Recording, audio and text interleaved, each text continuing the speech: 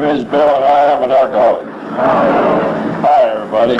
Through the help I get from other men and women who tell me they're alcoholics too, and through the help I get from a power greater than myself, which I now choose to call God, and through the help I get from trying to apply these principles, which is what the program is, a group of principles, but trying to apply those principles in my daily affairs one day at a time. I haven't found it necessary to take a drink of anything containing alcohol since the 30th of May, 1952. And for that I'm thankful, and sometimes I'm capable of being grateful.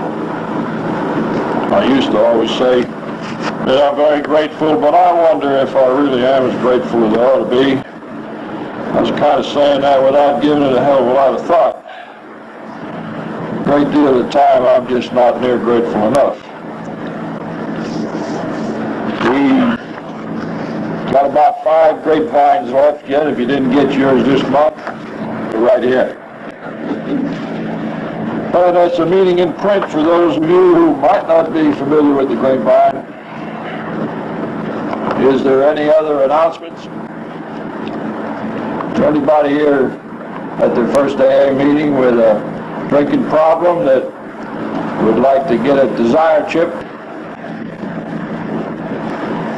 How about somebody got a 30-day chip coming? Yo!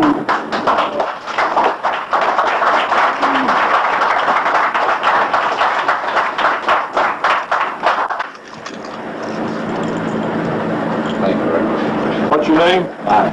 Mike? Mike. Glad to have you, Mike.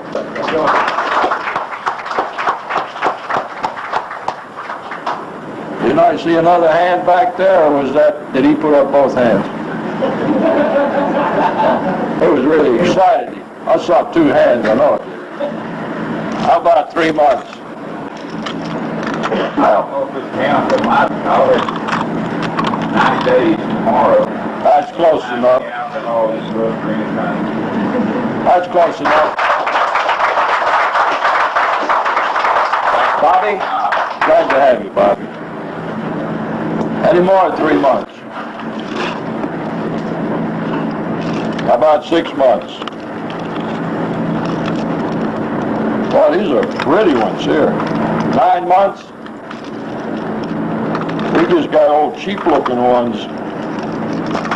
I think I'll send all our folks over here when they get their chips. These are a lot nicer. Besides, that'll save us a little money, but we'll have to buy them. Okay, well, I also get a lot of help from my wife, whom I choose to call Genevieve. That's Genevieve out there. This is supposed to be a step meeting. This is my big book.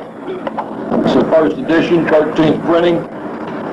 It's a little bit thinner than the book today because the stories that are in there were no young people.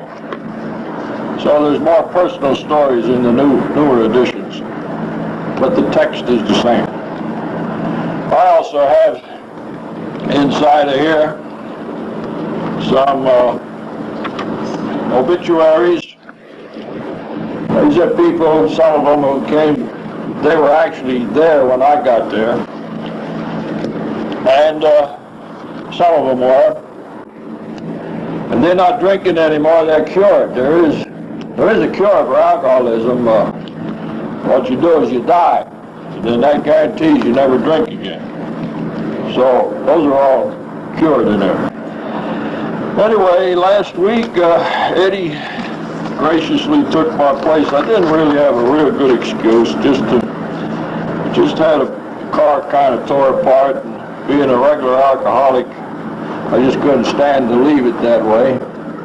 And it didn't matter if it took till 2 in the morning, I was going to finish that damn thing, you see. And of course, for those of you who are not alcoholics, you wouldn't understand that. And then there may be some alcoholics not quite as sick as me too. So how many alcoholics are there here anyway?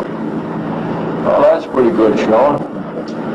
I like to do that, especially at Oak Meeting, because people always wonder what an alcoholic looks like, and that way you can see. So it serves a double purpose, you know. I was down at the bus station the other day, and There was a guy come running in there in the nude. Didn't have any clothes on. I was going to loan him my hat, but I didn't have a hat, so I couldn't help him any. But I said, what in the world are you doing there, fella? He said, well, I went to a party out here about 10 miles out of town, and so after we sit around there a little while, the old gal said, well, let's everybody take their clothes off and go to town. He said, I guess I'm the first one in. But so a lot of people get to AA and they don't quite get the drift, you know. They do something else, but they don't get sober. So don't complicate it. I don't know what all Eddie covered last week. He said something about he'd do 1, 2, and 3. I'm a great believer in everything you need to know to get sober, stay sober is in the book Alcoholics Anonymous. So if you're serious about getting sober and you haven't bought the book yet, buy one and read it. Start reading it. And the longer I stay in AA, the more I, for myself, come to the conclusion that that's the only book I really need. Because everything's covered in there, and it's covered in there rather briefly but thoroughly, and rather in a simple manner. Because the steps pretty well are self-explanatory. I just was at the point of sort of repeating myself.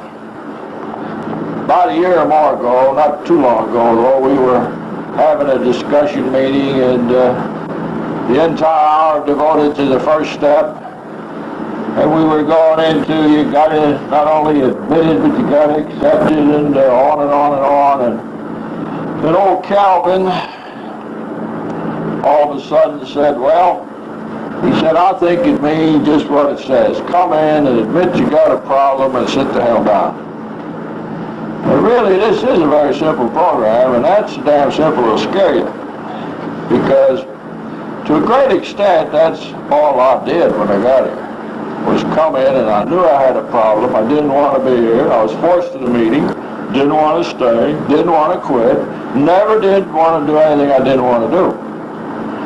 It took me 10 years to figure out something that I heard at one of the first few meetings I ever went to. For them old guys, and that's all there was in those days, was old guys, no women, and no young people, unless you call somebody about 45 young. And I guess Louis would. What else Louis? Yeah, he'd call somebody 45 young. I pick on Louis all the time. I miss him when he's not here. But at any rate, Louis said, do something every day you don't want to do. And that really didn't mean anything to me. It's taken me a long time to understand that that's the kind of person I was. I never did do anything I didn't want to do, unless I was forced to do it. That's just the way I was, and I didn't mean to be that way. So that worked against me all the time. So at any rate, I still feel that if you find that your word accepting is more meaningful to you, it makes the step mean more to you, well, then you say, well, I admitted and I accepted that I'm powerless over alcohol, and that my life has become unmanageable. I think the fact that you say that to yourself and come to actually believe it, or at least in my experience, because I went to meetings for 2.5 years and kept right on drinking. And it shook me up to come to the conclusion here a few 4 or 5 years ago, and I don't like this conclusion, but it's the only one I can come to for myself. I believe you can take the first step and stay drunk forever. I sure do. I believe you can know and believe and accept that you can't drink, and by God, you're going to drink anyway. Because if you don't have a desire to live, you're going to drink to kill yourself. When you get into this word sanity back there, step 2, that's the real insanity of this program. I don't believe I can go to meetings for 2.5 years and not understand that I'm an alcoholic. I don't believe that I get down to drinking bad rum and going to jail. And my wife left me and divorced me and getting killed, and they took my daughter away from me. And I lost 10 jobs in 1 year until my sponsor told me to quit saying that. It's very negative. So I found 10 jobs in 1 year. But anyway, I don't believe you can go through all that and not know that you got a problem, that you're powerless over alcohol. So you can know all that and you keep drinking anyway. You can be that insane. And then you can keep going those meetings and you can see that it'll work. And you know you're in the right place. And boy, that's what begins to hurt. That's what makes your drinking worse. That's what screwed my drinking up right from the beginning. You see, I wasn't so dumb, I wasn't so phony, I wasn't so insane, and I didn't know the first time I was in the right place. They didn't say buck up, be a man, and all that crap. They knew and they didn't seem to really give a damn whether I quit or kept drinking or come in or stayed or go. You know, they didn't baby as much as they do now. As a matter of fact, being a little bit young, I don't think they even took me too serious. And I wasn't too keen on them either, to tell you the truth. So, at any rate, I knew I was in the right place. I never was able to go back out and drink without thinking about those people. And knowing that I could either drink or call them and try it. Because I knew that they had the same problem I had, the same illness, the same sickness. And before I ever made a meeting, I didn't know that. And I don't claim to have learned all that at the very first meeting, but I think I got the feeling of it at the very first meeting, and I learned that. I never was forced to another meeting, and I certainly learned it within the next 5 or 10 meetings. Without a shadow of a doubt, I knew I had a problem, and I knew that there was a way to help me. I came to believe that there was a power that could help me, whatever it was in this AA business. And so now I'm at this crossroads right here, whether I want to make a decision or not. I just simply could not make that decision for another 2.5 years. I sit in the back of the room. I figured out what my problem was, one of among many. I wished that I wanted to quit drinking. But I simply never did anything I didn't want to do. And so these old guys were saying, do something you don't want to do. And that was going in one ear and out the other, because that isn't the way I live. I did what I wanted to do, even if it was going to kill me, which is a form of insanity. But that's what we're talking about. Finally, the 30th of May 1952, with the DTs and 135-pound weight and not able to go to sleep, but being lucky enough to be in a hospital, I did make a decision. Turned my will and my life over to care of God as I understood it. And I had several advantages. First of all, I no longer had a job. I didn't have a wife, didn't have a kid, didn't have a house, didn't have a car, didn't have a bank account, didn't have all these things that handicap people. They come to a meeting, they stop drinking, and nobody in their family understands them. I got rid of all that. See, I didn't have to fool with that. I had a big advantage. All I had to do was come in and not drink and be miserable all by myself. I didn't have anybody else to make miserable anymore, except Genevieve. She was kind of believing I might amount to something someday. And I never had, but she's still believing it. You know, that's why we like you. We keep thinking you're going to get better. That's all there is to that, even if you don't. That's the only reason I keep liking Louis. I keep thinking he's going to get better. But there he sits. But at any rate, I'd been to enough meetings to where I knew that it would work, and I also knew what to do. And I don't know, I've given that some thought because I've heard so many people say, how do you turn it over, and what do you turn over, and I don't know how to turn it over, and I turn it over and take it back. And I've given that a lot of thought, and I don't think I've had that trouble. Because I've been to so many meetings, I knew what you do. Once you take step 3, you are agreeing to take step 4. 5, 6, 7, 8, 9, 10, 11, and 12. That's what the hell step 3 is all about. And I don't know whether I knew that like I'm saying it to you, or whether it just was kind of automatic. I'd been to enough meetings that I understood it more than I knew it. Maybe if you'd asked me, I couldn't have told you that. But there was no question in my mind that once I took the 3rd step, the next thing for me to do is get to work on the rest of these.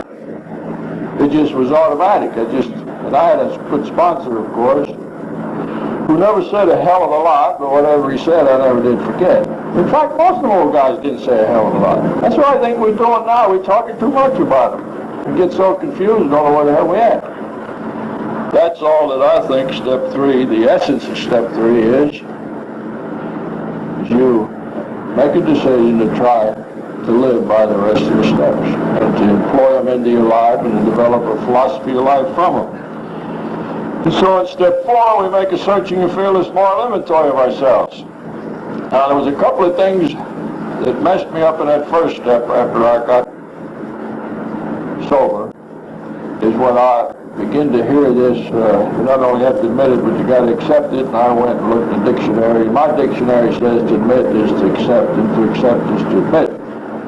If you like the accept better, use it. The only point I'm trying to make is the steps are all right the way they're written, and they're written correctly, so they're okay. But then we came into a new one and said, man, a searching and fearless moral inventory of ourselves. And I began to hear people say, I know I didn't take a written inventory. And that began to fool me. Why the hell don't they say, made a searching and fearless moral written inventory? So I looked up the word inventory, and my dictionary says an itemized list. That's what an inventory is. So now if you don't take a written inventory, I don't know what you're talking about. But it's none of my business. Everybody works. See, these are only suggestions. And I think I told you what a suggestion was a couple of weeks ago. But anyway, what a suggestion is, if we're all out there in the middle of the lake, and it's 50 feet deep, and the boat turns over and we all fall in the water, it's suggested that you swim. Nobody gives a damn whether they do the backstroke, the Australian crawl, or the monkey float, or whatever. See, but it is suggested that you swim. In fact, don't care toward which shore. Be smart to go to the closest one, but if you want to go to the longest one, be okay. So that's what a suggestion is. It doesn't mean you don't do it. So if you want to get sober, stay sober. Now, I still forget that guy's name. I know Jim knows him. I haven't seen him in a long time.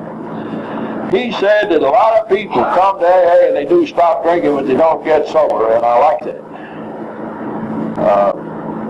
Because that's what it's all about here. It's not just about all I did the first year, even though about 9 months or so, had pretty well taken an inventory. I still was stark raving sober. And if that's all this had to offer, I'd have went back to drinking. As a matter of fact, at the end of the first year, I did buy a bottle and took it home. Genevieve and I were married by then, and we had this one of those little honeymoon apartments, and it was all right. At any rate, I was about to give up the whole damn thing, and I unscrewed the cap and poured me a drink right after a meeting. The liquor store used to stay open till 10. So they give you time to get out of the meeting at 9 and get over there. Now I think they close at 9. So that kind of screw you up, see? They're always working against you, in case you... But at any rate, I poured it out, and Genevieve said, you know what'll happen if you take the drink? I said, yeah, I know. And these guys were calling. I had the AA phone in my little apartment. The phone that was listed under Alcoholics Anonymous was in our apartment. And they were phoning, and I didn't want to talk to them SOBs. I wanted everybody to leave me alone, and I was on my little pity pot or whatever. At any rate, she said, why don't you wait till in the morning if it's not any better? Take a drink. Well, that made a lot of sense. I've been sober 9 months. I had a few bucks. Why start in the middle of the night? Get up in the morning and get a good start. Be really drunk by noon, you know.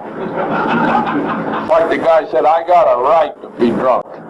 So why is that? He said, I've been drinking all day, you know.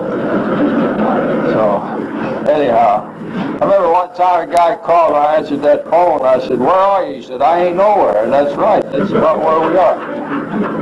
He just was nowhere. But at any rate, I poured it back in the bottle, put the cap back on, the little screw cap. That's as close as I ever come to a drink. One other time I got pretty close. I was sober about 5 years. But the only reason I thought about it then, but I was also thinking about doing something I shouldn't have been doing anyway. And I guess it's into step 4 kind of. I did find a cab driver about a month later needed a bottle on a Saturday night. I let him have that bottle for $10. I think I paid 4, so I made $6 on the whole deal. At any rate, in step 4, it's suggested that we make a searching and fearless moral inventory of ourselves. And I don't see any reason to let any of these words scare you at all. I don't think they scared me. I will agree that it's a good idea to list your assets. I personally did not do that because I didn't think about it. My assets never did get me drunk.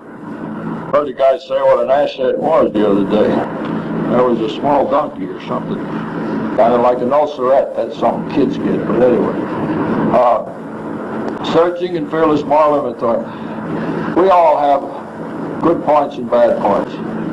I just listed all of my defects, and I never thought much about the assets, but we do have them, and it's a good idea to list both of them. At any rate, in step 4, what we're trying to do is realize that alcohol is just a symptom. That's another thing I would like to mention, and I hope I don't step on any toes. We are here for alcohol, and I do, and if I'm stepping on toes, so be it. I do get a little weary of people saying they got a dual problem. I may have a quadruple problem. I may have a problem with sex, money, jobs, all kinds of things. But we're here for alcohol, period. And that's what we're here for, is our alcohol problem. And so liquor and alcohol was just a symptom of really what was wrong with us, or at least that's what the book says, and that's what I believe, and that's the way I am. So we got to get down to causes and conditions. And I've heard sometimes we feel like, well, I don't care why I drank, or I don't care why I was an alcoholic. Well, if you mean, why did this happen to me, poor me? No, I don't care. Everybody has some kind of something to cross to bear.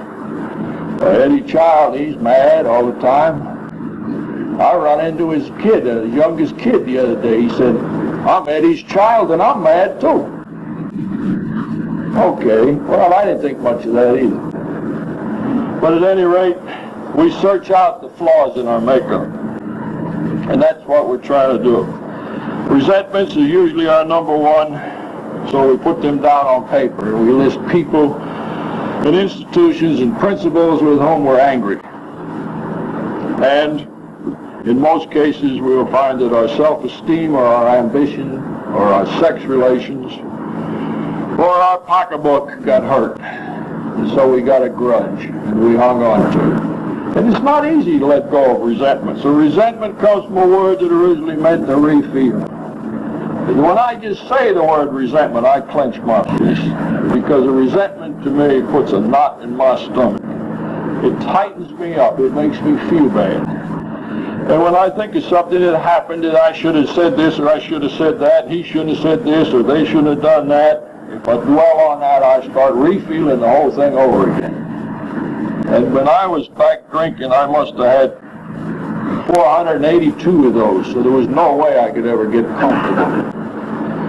Now, I don't believe that if you think that you have 400 of them, that you really need to list all 400. You'll hear a lot of different approaches to step 4, from people who never write at all to those who say go back as far as you can think and start writing. My sponsor told me, if you bought a shoe store, he pretty well always, he was in the dry goods business, so he wouldn't buy a hardware store, he bought a shoe store. But anyway, if you buy a shoe store, you're going to inventory it. And you're going to take an inventory of the way the store is today. That's what we want to find out. We are not interested in what that store, what kind of shoes they were selling 20 years ago. That's the way I did it. That's the way he told me. Now, I don't want to sound like I'm crawfishing, but if you want to go back as far as you can remember, do it your way. These are our only suggestions. That's why this program works, because what works for me may not work for you. But I would say this. If you will try to just take an inventory of how it is today, and do the best you can with that today, and then move through the rest of the steps, when you get over here to 10, you'll find it's rather easy by that time, because a little time will have gone by, to look way back.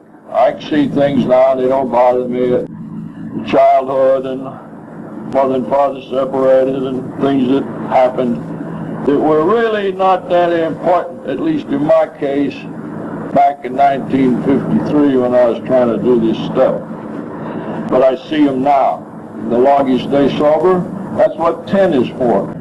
To add to, not just to, most cases I thought that 10 meant that either tonight before I go to sleep or first thing in the morning when I get up, I review the day.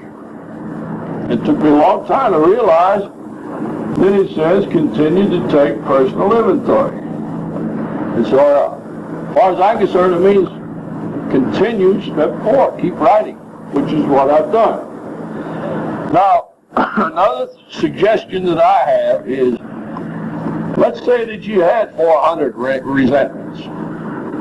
I think it'd be better to try to list 5 or 10 of them, really understand them, really understand what they do to you, really understand how they always screwed up your relationship with people around you, which there again, when we get into 8, we'll see why we have to make this list. These defects in 4 got us all screwed up with all these people over here. So I think it'd be better to understand 8 of them and to thoroughly understand them than to write or list 80 of them or 800 of them and not understand a damn thing. So I don't believe in writing endlessly.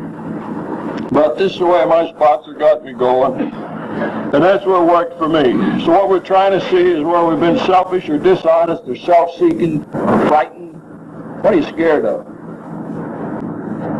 You know, your fears are probably, in my case, because even though I believed in a higher power, I believed in a God, I just could not really let go and let God.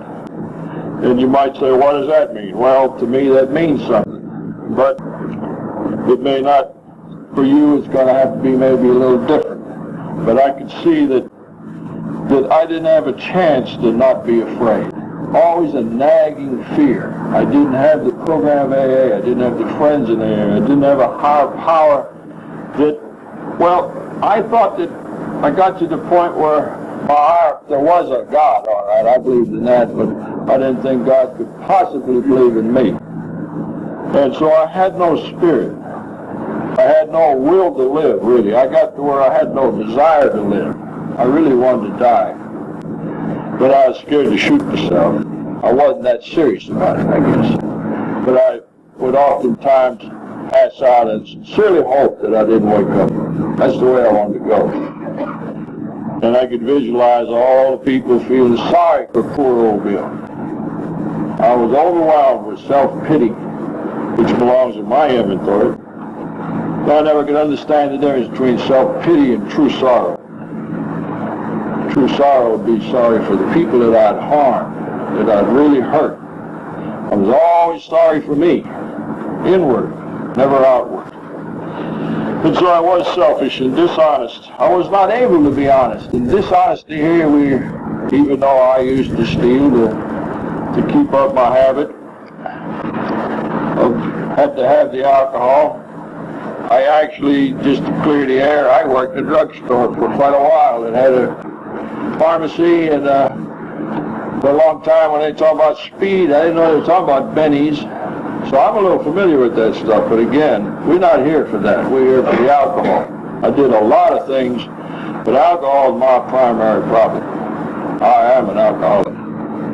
And so we try to get rid of self-will. And these resentments. We had a gal at one of these groups one night, we had a little discussion meeting, and she said, I've been here about a year now, and I keep hearing you people talk about resentments. And she says, you know, I don't have any resentments, and I'm getting damn sick and tired of y'all telling me about it. So it's very easy to have a resentment and not know it. About 13 years ago, I got a hell of a resentment and carried it for 6 months before I understood what the hell was happening to me. So as far as I'm concerned, and I don't want to discourage anybody, As far as I'm concerned, I'll never see any way that I'll ever get so good that I won't need to keep trying to work these steps and trying to grow, trying to do a little better.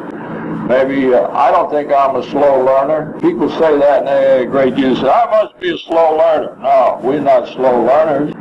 We just really don't realize how sick an alcoholic is. We just don't. We're as dumb as people around us. People around us think if we quit drinking, we'll be all right. And we think that too for a long time. Then we quit for 6 months, things get worse, and then we really get mad. And a lot of times they do get worse. I know a guy that his first birthday, he got up and he was, honoring them and giving them a lighter, and he said, gee, this is great. And he said, I've been here a year now, and everybody gets up their birthday and they're so happy they get their family back. Then they get their wife back. He said, I got a big problem. He said, I'm sober a year, but I don't want my wife back. So we'll get where we're supposed to get. But at any rate, if we never took an inventory, and we haven't yet reverted back to drinking, the book says that many people pay dearly for these later on. I think it's possible to come here and sort of take the first two, look the third one over, and get to where you're not drinking.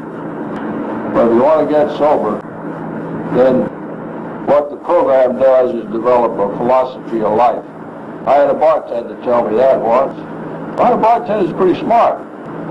But he said, everybody ought to have a philosophy of life. And I agreed with that.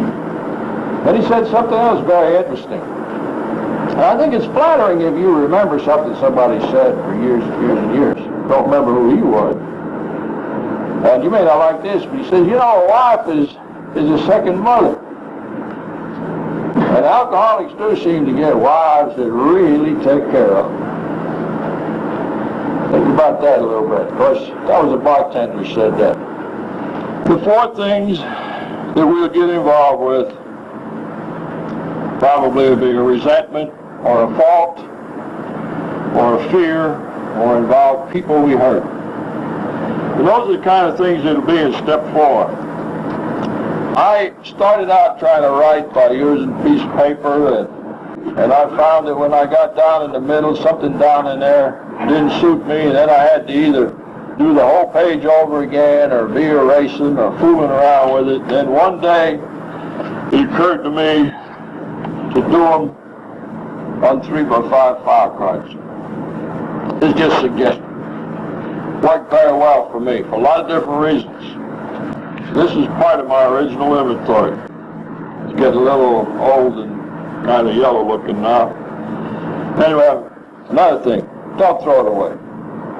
Don't throw your inventory away. When you get it written, don't write it where it's going to incriminate you and send you to the Louisville Penitentiary for 10 years. If you got some of that, okay, there's a way to handle that. We're not talking about confession here. If you need confession, find a minister somewhere and go confess whatever it is and get rid of it. What we talk about here is hunt for our defects. Taking an inventory of what assets we have and what defects. If we're really humble, well, put it down. I'm humble and I'm perfect 100% or whatever you think you are. But that's what we're looking for, not for all of the nasty, dirty, terrible things we did. If you've got to get some of that out, make some notes so you don't take up somebody's time. Go find somebody and have a confession. Talk it out. Get rid of it if it's hurting you. That's part of step 4. But the part I'm talking about is to find out what makes us tick. A fellow said one time, how do you know if you took a step?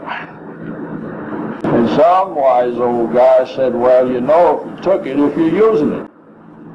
So if you're using the step, you took it. If you're not using it, I guess you haven't taken it. So ask questions. Everything that I'm talking about I heard from somebody else. That's why you keep going to meetings. But at any rate, when you use cards, you can't write endlessly. And I like that. Forces you to get down to some nitty-gritty. And then you talk about working or using or whatever. You can take these and carry them with you. Or you can take out the one card that you're having the most trouble with, which maybe on this card says appreciation. I'm going to carry this around here today. I'm going to see if I can't do a little better on it. I'm going to see if I get a thought that ought to be added to it, I'll just put it on there. There's still a little room. And I can always, another thing I liked about it is, if something was in the middle of the page, I can take that one card out without interfering with the rest and do that one over again. So I liked it. For me, it was useful. But some of the things that we're looking for in step 4, one of the things I got at the head of the list here, and this one might not apply to too many other people, but I did this a great deal. As a matter of fact, it came up on a report on me after I'd been sober a couple of years, and I had a job. And this guy, he said that I was a pretty good worker and so forth, but I always tended to justify my own weaknesses. I don't like the word weakness too well, but that's what he said. We tend to justify our own shortcomings. I guess an easier way to say that is rationalize. But at any rate, I was supposed to be a salesman, and I could always tell you why those dumb SOBs weren't buying. But it never occurred to me to figure out why in the world I wasn't selling. You see, I was always looking the wrong way. I could always find reasons why I wasn't doing as good as I ought to be doing, so I always was able to justify my own shortcomings or my own weaknesses. So that belongs in my inventory, and then we can head up at cards with self-pity, resentment, criticism, fear, in parentheses, guilt. They kind of connect. Stubbornness. Now then, I had a lady say one night, well, I don't know why you got stubborn in there. If I wouldn't have been stubborn, I'd have never made the first 3 months. Well, if you can use it in that manner, that's fine, but that's not the way I use stubbornness. And I still have enough of that left that I can keep working on, but you know, if you ask me who I work for, I'm just so damn stubborn, I ain't going to tell you. I ain't going to answer you. Not that I really care if you know, it's just a trait I got.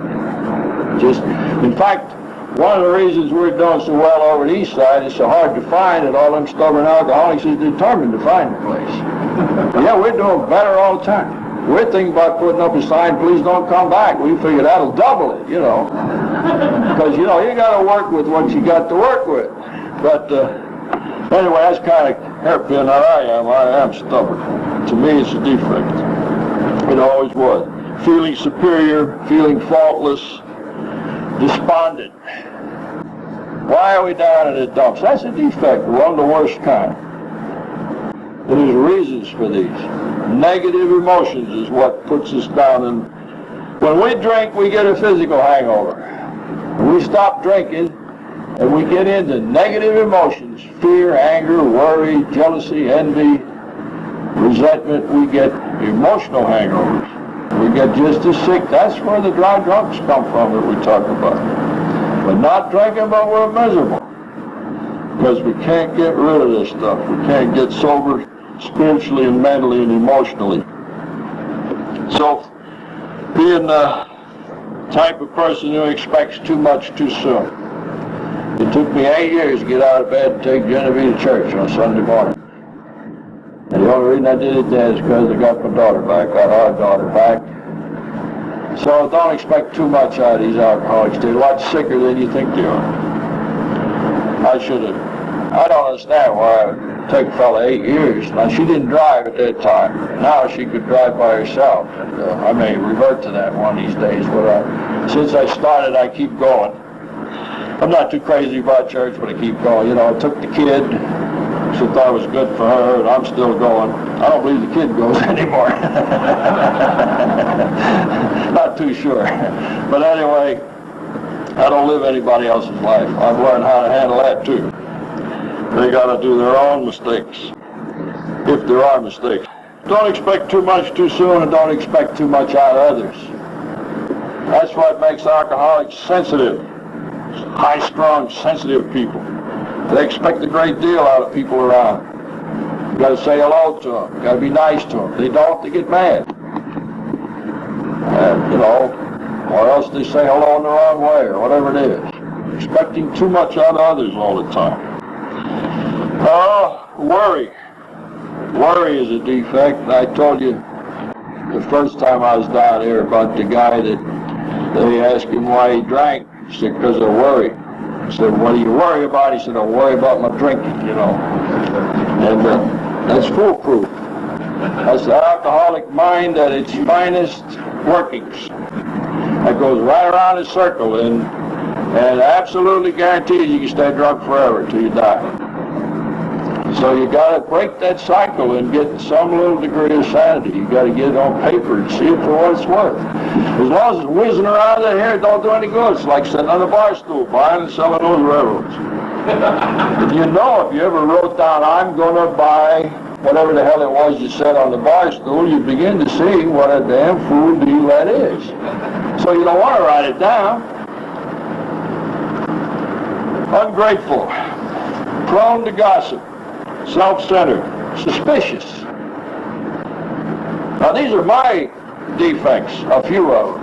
So I'm not standing up here accusing anybody of all these defects. But the suspicion is, I wonder what they're saying about me. Another thing is, I think everybody's good at this, not just alcoholics. People know I know what he's thinking. The only problem is they never made any money out of that. I mean, if you knew what people was thinking, you ought to be able to make a fortune. But that's suspicion. I find in the Peanuts cartoon that there's a lot of AA.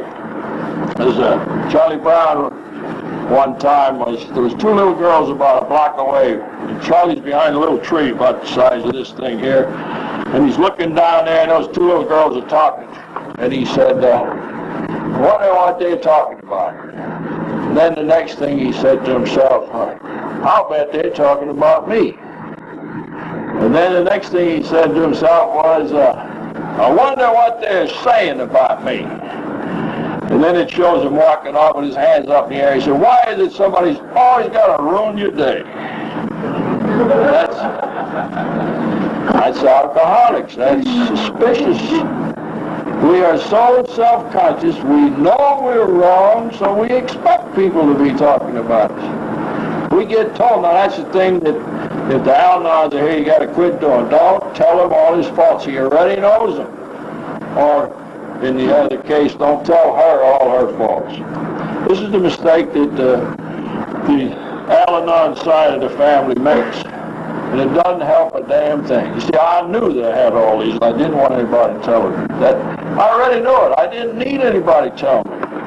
That's why I had to stay drunk. I couldn't get comfortable sober. I couldn't face this stuff. Anger, jealousy, selfishness, intolerance, dishonesty, being tense, being smug. So, those are some of the things that would go into the inventory. Before I say anything about step 5, by the way, there have been a lot of new drinks came out since I quit drinking. I wrote down 2 of them here, Brute and High Karate. I don't know what you do with Bay rum. I used to drink it and I never found out what the hell else to do with it.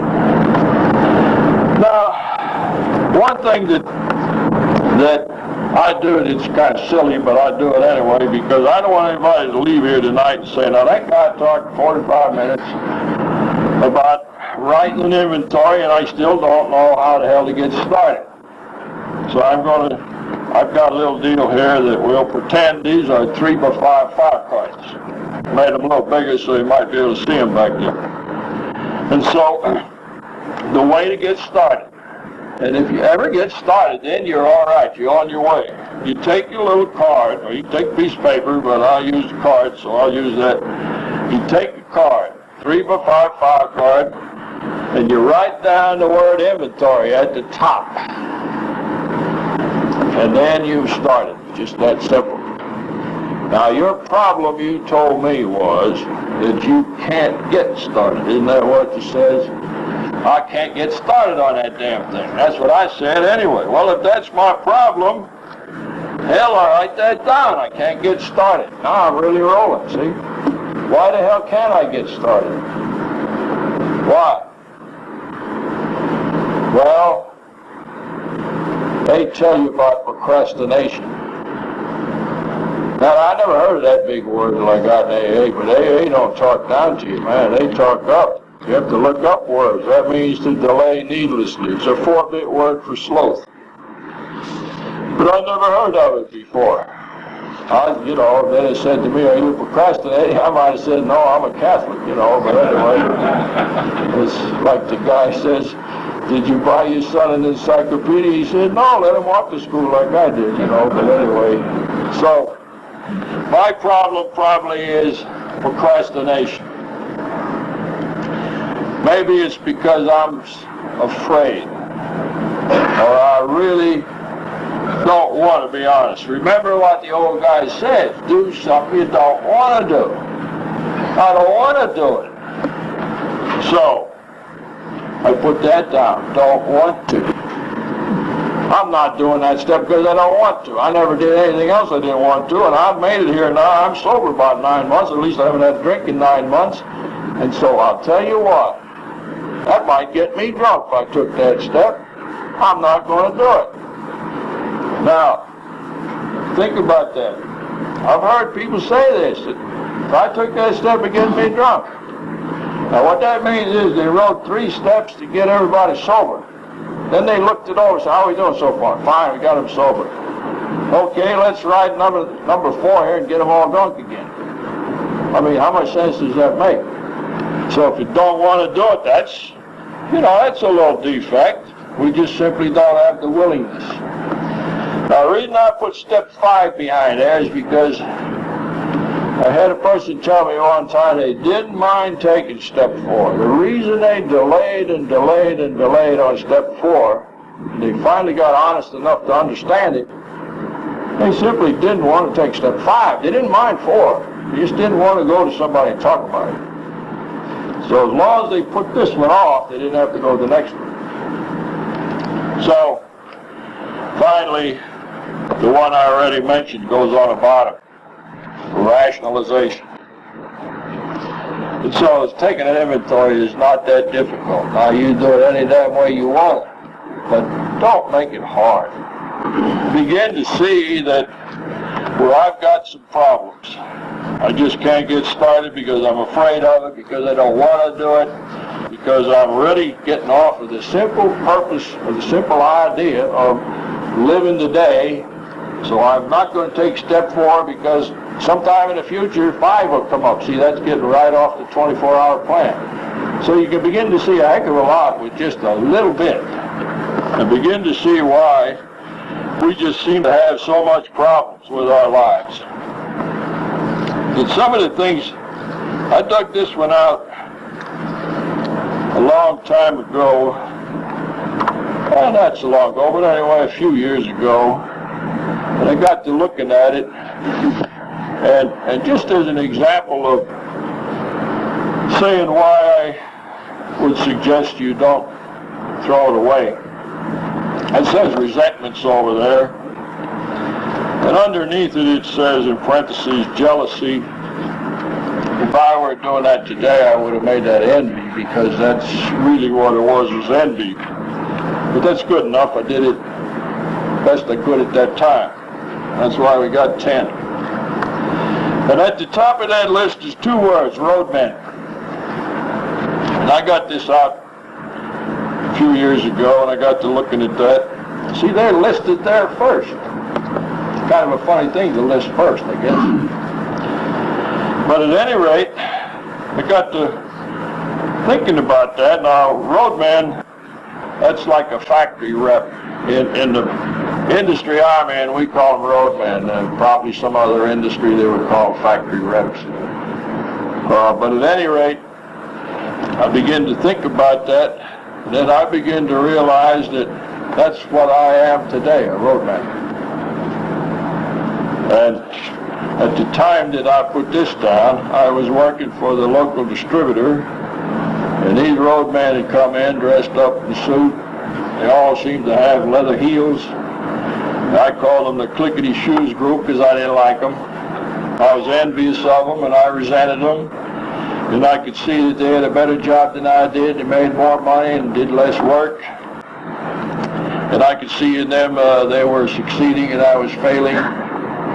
And I was feeling sorry for myself, and I was envious of them. And so they're on the inventory, and it didn't occur to me I was a roadman quite a while before I dug it back out. And you see, I knew that I could do better. I was capable of doing a little better. Not that there's anything wrong with any job, but I mean, I was capable of advancing to a little more money, a little more freedom to move around, to be trusted more. So there's great value in the inventory. In step 5, here again, I think one of the things is, I hate to use the word sin, but I don't know how to get away from it. If you've got a lot of things in your life that you consider are kind of sins, I think the place to go with that is to some minister or somebody like that, and go ahead and get rid of that. Because I find in trying to help people take step 5, where they want to talk about it, they're their own worst enemy. They're talking about things that they just don't seem to want to let go of. And they're running themselves down for human failings and human shortcomings. Not so much defects as they are shortcomings. We're human. We make mistakes. So let's talk about them one time and then get out of the past and into the future. And I don't want to be too specific on that, but you know, maybe you was drunk and you backed the car out of the garage and run over your baby's son or something. Okay, that's a hell of a thing. Now let's find somebody and talk about it and get it over with. And let's be truly sorry for it. But let's not be feeling sorry for ourselves the rest of our lives. And we have a chance to make that up. So things like this belong in there, all right. But what we're really after is to see, sort of like I was trying to illustrate here, what these things did to us. They make us miserable all day long. You know, it's not so much the idea that you were unfaithful to your wife or husband, as the case may be, but what was your motive? What the hell was the motive? Was it ego? Was it selfishness? Was it a desire to hurt somebody? Was it insecurity? What was it? That's what we're really after. Now, if you need to confess the other part of it to somebody, go do it somewhere. What we're after is to find out why, what our problem is, what makes us tick. At least that's the way I feel it. So, when we try to take step 5 and talk about these things with somebody, we stop living alone with the problems and the defects, and we stop living by ourselves and with the remorse of yesterday. I think that it's Mary Lou that said that alcoholics are secretive. Part of step 5 is to break that a little, to quit being so alone and to let go of some of it. So what we gain is we deflate the ego, we get rid of loneliness. We don't have to be lonely. We gain a sense of belonging. We begin a true love of God and man. And we certainly should begin to see that we can be forgiven no matter what we did. And the forgiveness is really very simple as far as I'm concerned. I may oversimplify it, but I've been here a long time and I've had time to simplify it. But if I had a chance to do a lot of these things over again, I certainly would not do them. And that's about all it takes, and I mean that sincerely. And I'm not one to tell you I'm glad I'm an alcoholic. I'm glad that I found AA.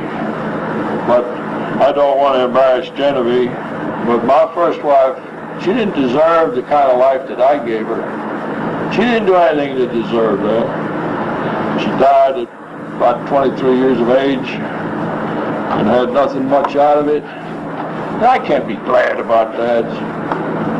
I'm sad about that. But I wouldn't do it over again if I had a chance. I would do it different. And I truly believe I'm forgiven. I no longer feel sorry for myself.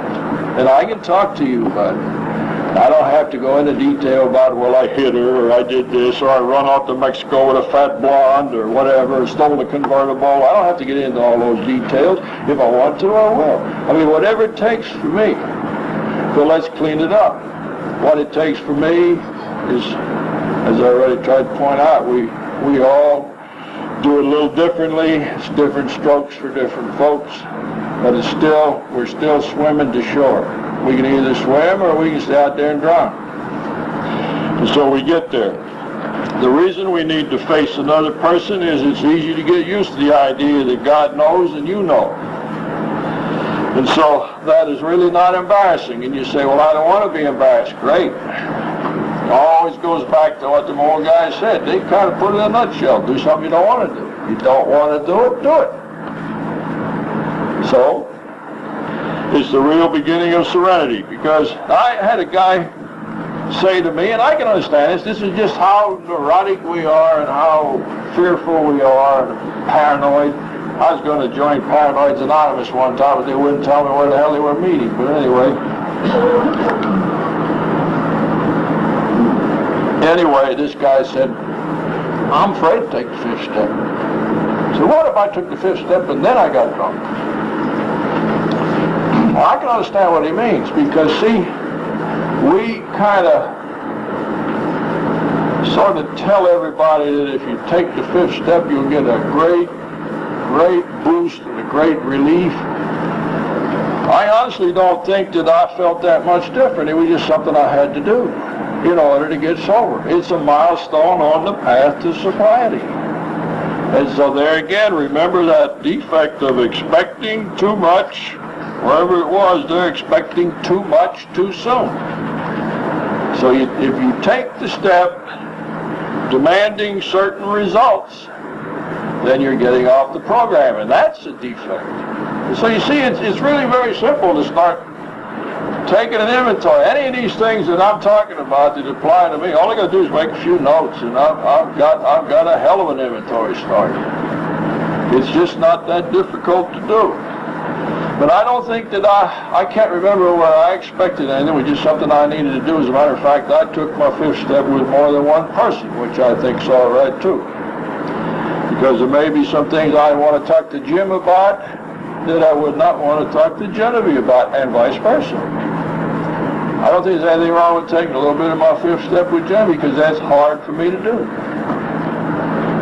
But I think it'd be all right because I see her every day, and that makes me share it even more and face up to it even more. So that's a good reason to do it. Do a little bit of it that way too. So you do it the way that suits you. The main thing is to do it. And so if we face another person, that shows that our willingness to actually clean house is true and not just a theory. And so it's necessary to do it that way, to quit being a phony, and to quit getting out of things and to getting by. The way I always was, I did what I had to do to get what I wanted. And if you approach this program that way, if you kind of fiddle with the first two and sort of dip into number three, and now you say, well, I got what I want, I got my job back, my wife back, and I feel better, and I'm not drinking, you can't use that approach and expect to get sober. Expect to get the promises that are in this book. So we don't rationalize and we don't engage in wishful thinking. When we talk to somebody else about it, it confirms it with ourselves and with God. So try to get somebody that won't let you kid yourself. And one other little thing, I think the book, either this one or the 12 and 12 mentions it, I guess 12 and 12. It says, what about a drunk alarm? When you get up behind the podium, I've heard it said, I take my fifth step every time I get behind the podium. Well, it's not the same thing up here. And with all due respect, the nastier the story, the bigger ego trip that can get to. We're not after ego trips. We're after humility. That's the essence of the fifth step. It could be hard to do it that way. But that's the way that the book suggests. And it is about 30 seconds to 9 o'clock. Another thing the old guys always said, never run a meeting over an hour. They never did explain that, but I sure agree with it. At any rate, there's no dues and fees.